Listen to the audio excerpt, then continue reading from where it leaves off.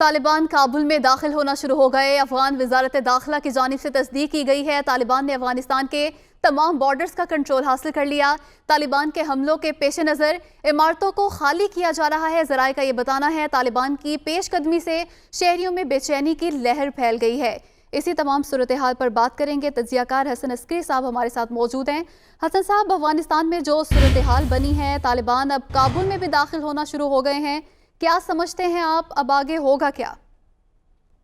देखिए, अब तो वाज़ेह इशारे आ रहे हैं कि चंद दिनों में वो काबुल पे या काबुल के एक बड़े हिस्से पे वो अपना कब्जा कर सकते हैं। और हमने ये देखा है कि जो बड़े शहरों में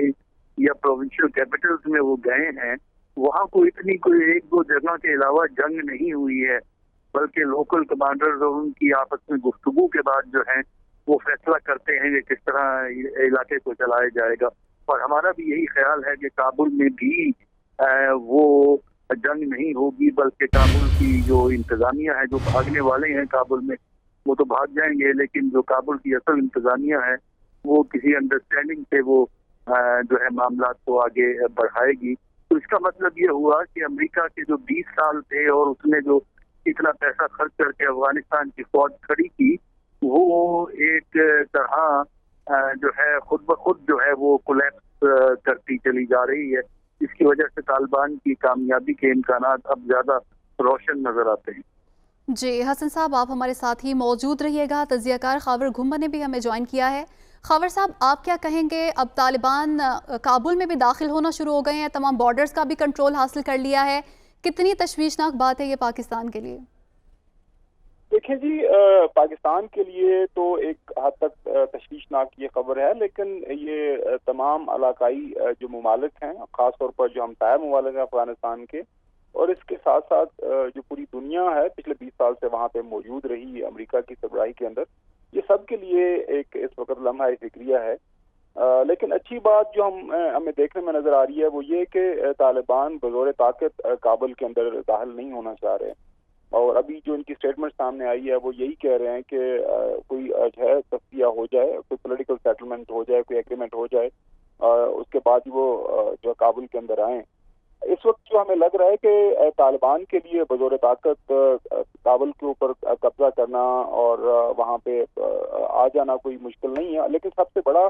जो चैलेंज तालिबान के लिए वो ये है कि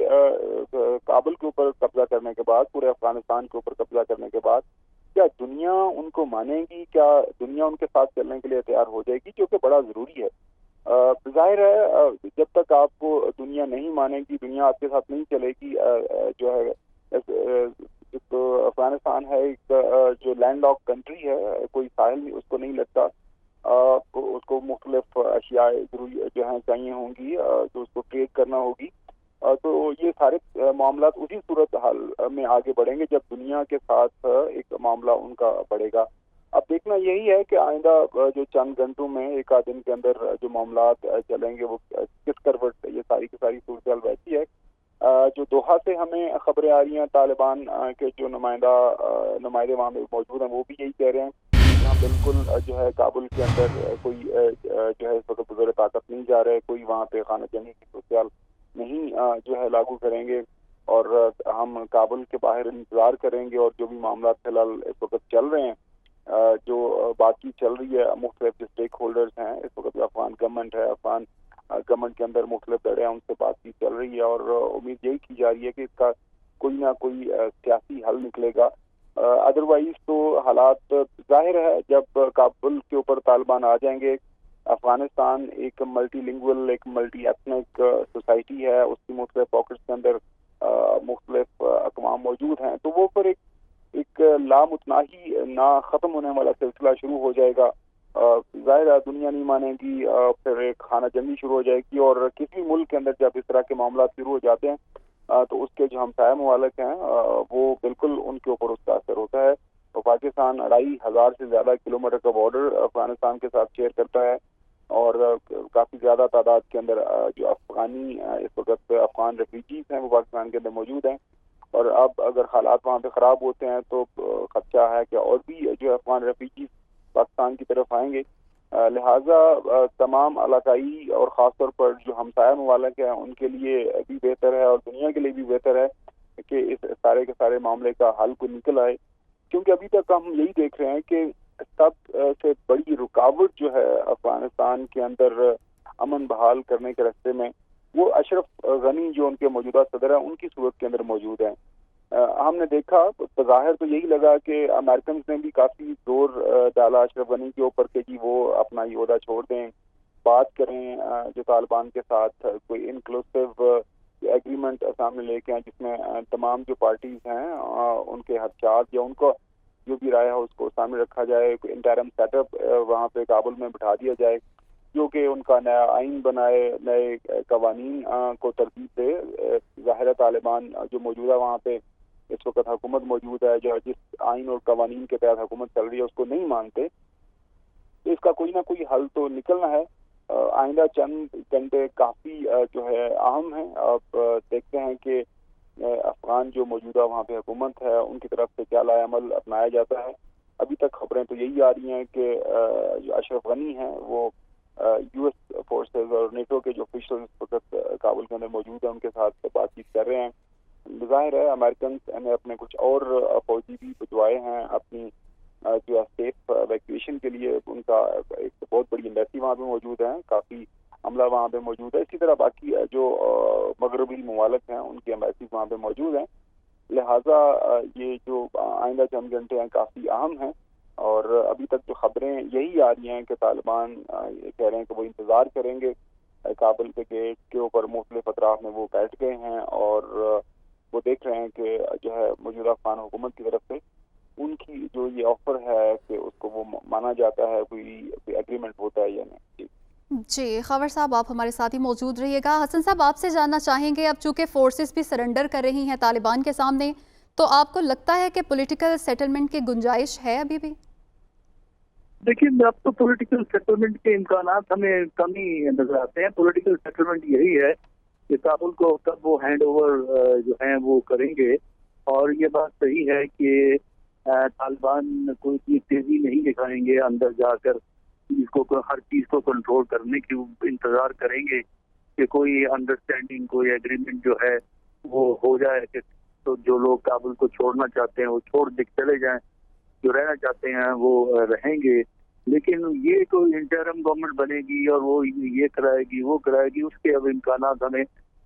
کم ہی نظر آتے ہیں۔ جی خاور صاحب میں آپ سے جاننا چاہوں گی، جیسے وزیر اعظم کی جانب سے بھی واضح کیا گیا کہ طالبان اشرف غنی کے ہوتے ہوئے مذاکرات پر راضی نہیں ہیں، تو افغان حکومت کے پاس پھر کیا آپشن باقی رہ جاتا ہے؟ دیکھیں جی، ایک واحد آپشن جو طالبان کے نمائندے اس وقت دوحہ کے اندر موجود ہیں وہ شروع دن سے ایک ہی بات کر رہے ہیں کہ سب سے پہلے اشرف غنی جو موجودہ صدر ہیں وہ استعفیٰ دیں، اور وہاں پہ اس وقت جو حکومت موجود ہے جس کو طالبان نہیں مانتے وہ مستعفی ہو جائے اور تمام جو اقتدار ہے اس کو چھوڑ دے۔ اس کے بعد ایک جو ہے انٹرم سیٹ اپ بنایا جائے جس کے اندر جو تمام جو پارٹیز ہیں ان کے نمائندگان موجود ہوں، حساب قدر جسا وہ ایک ماضی کے اندر ان کی رائے رہی ہے۔ اور ابھی پچھلے ہفتے جو بھی وہاں پہ دوحہ کے اندر مذاکرات تھے، سب سے پہلے یہی شرط تھی کہ اشرف غنی وہاں پہ اپنا عہدہ چھوڑیں، جو ہے طالبان کی حیثیت کو مانا جائے۔ وہ تو آلریڈی امریکہ نے مانا ہوا ہے، ان پہ وہ 7,000 قیدی ان کو چھوڑا جائے اور ڈی لسٹنگ آف جو طالبان کی لیڈرشپ ہے جو ٹیررسٹ لسٹ کے اوپر موجود ہے اس کو کیا جائے۔ اب ظاہر ہے کہ جو وقت کے ساتھ حالات بدل رہے ہیں اور اس وقت ملیٹریلی جو ہے وہ پورے افغانستان کے اوپر جو ہے طالبان کا قبضہ نظر آیا، تو ظاہر ہے جب آپ کی ایک پوزیشن، آپ طاقت کی پوزیشن پہ آ جاتے ہیں تو اسی وقت کے ساتھ آپ کی پوزیشن کے ساتھ آپ کی شرائط میں بھی اضافہ ہوتا جاتا ہے۔ جس طرح میں نے ابھی کیا کہ طالبان کے لیے ابھی یہ کوئی مشکل نہیں ہے کہ کابل کے اوپر وہ حملہ کر کے قبضہ کر لیں اور فوراً سے پہلے وہ تمام جو ہے موجودہ حکومت کے عہدیداران ہیں ان کو نکال باہر کریں، ان کو پکڑ لیں، ان کو قید میں ڈال دیں۔ اس وقت جو طالبان کا سب سے بڑا مسئلہ یہ ہے کہ وہ جب کابل کے اندر جائیں، حکومت سنبھالیں یا کابل کے اوپر قبضہ کریں، تو دنیا جو ہے ان کے اس قبضے کو مانے یا ان کے ساتھ بات چیت کرنے کے لیے تیار ہو جائے۔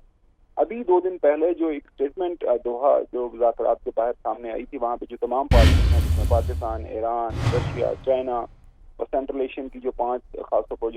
جو ریاستیں ہیں جو ہمسایہ ممالک ہیں جن کا بارڈر افغانستان کو لگتا ہے، تمام نے ایک ایگریمنٹ کے اوپر سائن کیا تھا. ایک ریٹن انڈرسٹینڈنگ یہ دی تھی کہ کابل کے اوپر اگر بزور طاقت قبضہ کیا جاتا ہے تو اس کو ہم جو ہے سفارتی سطح کے اوپر نہیں مانیں گے. عام فہم میں اس کا مطلب یہ ہے کہ وہ طالبان کے ساتھ جو بھی اگر طالبان بزور طاقت آتے ہیں تو ان کے ساتھ کسی بھی طرح کا کوئی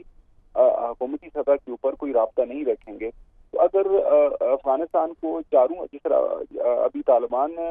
کابل کو چاروں طرف سے گھیر لیا ہے، اگر جو تمام ممالک اس وقت جو افغانستان کے چاروں اطراف کے اندر موجود ہیں ہمسایہ ممالک، وہ طالبان کے ساتھ اپنا بارڈر سیل کر دیتے ہیں، تو پھر طالبان وہ کس طرح وہاں پہ اپنا سروائیو کریں گے، اپنی حکومت کو کس طرح چلائیں گے. تو اس لیے طالبان کو موجودہ حالات میں ایک جو انٹرنیشنل لیجیٹیمائزیشن ہے اس کی بڑی اشد ضرورت ہے. جی خاور صاحب، قطع کلامی کے لیے بہت معذرت. امتیاز گل صاحب بھی ہمیں جوائن کر چکے ہیں. امتیاز صاحب، آپ سے جاننا چاہوں گی افغانستان میں جو صورتحال بنی ہے اور سنگین حالات ہو گئے ہیں، وہاں پر طالبان کابل میں بھی داخل ہو گئے ہیں، آپ کو کسی پولیٹیکل سیٹلمنٹ کی گنجائش نظر آتی ہے؟ دیکھیے، پولیٹیکل سیٹلمنٹ جس انداز میں دوحہ میں پرسو کی جا رہی تھی، کوشش ہو رہی تھی، وہ سیٹلمنٹ یا سمجھوتا اب عملاً خارج از امکان ہو گیا ہے. جب 4 دن پہلے مزار شریف کی طرف مارچ شروع کیا طالبان نے، تالوکان، تخار اور شبرغان وغیرہ جتنے بھی شمالی علاقے ہیں ان کو فتح کرنے کے بعد، اور گزشتہ رات جب فتح کر لیا مزار شریف، تو اس بات سے بالکل واضح ہو گیا کہ دوحہ میں مذاکرات کے دوران جو تھوڑی بہت لیوریج صدر اشرف غنی کی حکومت کے پاس تھی وہ عملاً ختم ہو گئی ہے. وہ مذاکرات بے معنی ہو گئے ہیں. اب البتہ طالبان، چونکہ 2 دن پہلے ہی بڑا واضح ہو گیا تھا کہ 1-2 دن میں یہ تک کابل بھی پہنچ جائیں گے، اور گزشتہ روز وہ کابل سے 15 کلومیٹر 20 کلومیٹر دور تک پہنچ گئے تھے. اب انہوں نے میسج یہ دیا ہے کہ یہاں پہ ہم نے طاقت کے زور پہ قبضہ نہیں کرنا. اگر صلح صفائی کے ساتھ حکومت خود سرنڈر کر دے تو غالباً پھر وہ آ کے اقتدار سنبھال لیں گے، اور غالباً یہی ان کی کمٹمنٹ ہے افغانستان کے فوری ہمسائے یعنی پاکستان، ایران، روس، چین اور سینٹرل ایشین ریپبلکس. اس لیے کہ یہی کمٹمنٹ انہوں نے ان سے کہا گیا تھا. پاکستان نے بھی کہا تھا کہ آپ نے طاقت کے زور پہ اگر کوئی حکومت انہوں نے قائم کی تو اس کو تسلیم نہیں کیا جائے گا. لہذا اس کا احترام کرتے ہوئے مجھے یہ لگ رہا ہے کہ اس وعدے کا احترام کرتے ہوئے طالبان ابھی کابل کے اندر نہیں آئیں گے. صبح ہماری بات ہو رہی تھی کابل میں مختلف ذرائع سے، تو ان کا یہ کہنا تھا کہ انتہائی کشیدگی کا عالم ہے. صبح 7 بجے ہی بینکوں کے باہر 1,000 افراد کی لائنیں لگ گئی تھی، کیونکہ وہ ان کو بے یقینی کی صورت میں وہ پیسے نکلوانا چاہتے ہیں. لیکن یہ بھی بتایا گیا کہ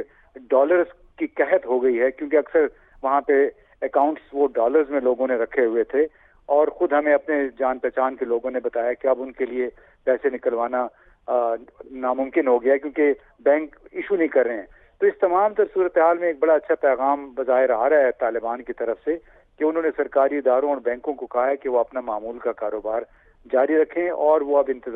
غالباً وہ انتظار کر رہے ہیں صدر اشرف غنی کے استعفے کا. جو ہماری اطلاعات یہ ہیں کہ گزشتہ روز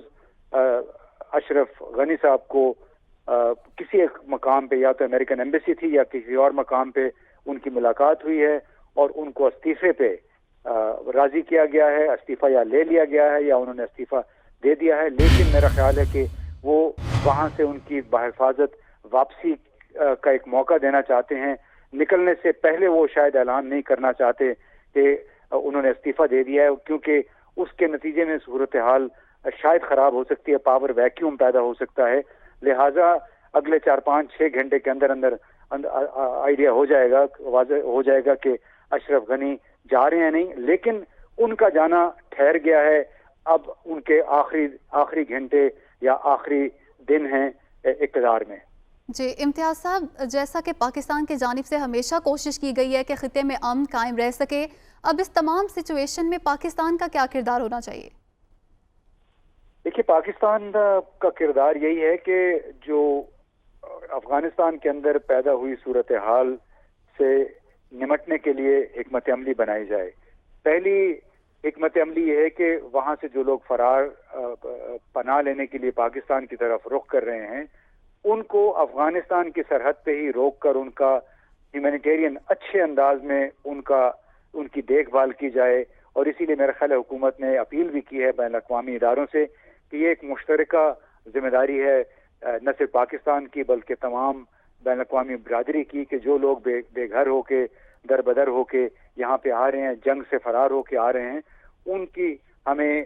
اچھی دیکھ بھال کرنی چاہیے تاکہ ایک نیا انسانی بحران یعنی ہیومینیٹیرین کرائسس نہ بنے, نہ افغانستان کے اندر بنے اور نہ ہی وہ پاکستان کے لیے کوئی مصیبت بنے. دوسرا بڑا مسئلہ میرا خیال ہے پاکستان کے لیے یہ ہوگا کہ اگر طالبان کی حکومت وہاں پہ آ جاتی ہے تو ہمارا ان کے ساتھ لین دین کیا ہوگا, کس بنیاد پہ ہوگا. کیا پاکستان انتظار کرے گا کہ دنیا کے باقی ممالک اس حکومت کو تسلیم کریں, چاہے وہ عارضی حکومت عبوری حکومت ہے یا طالبان کی مستقل حکومت ہے, یا پھر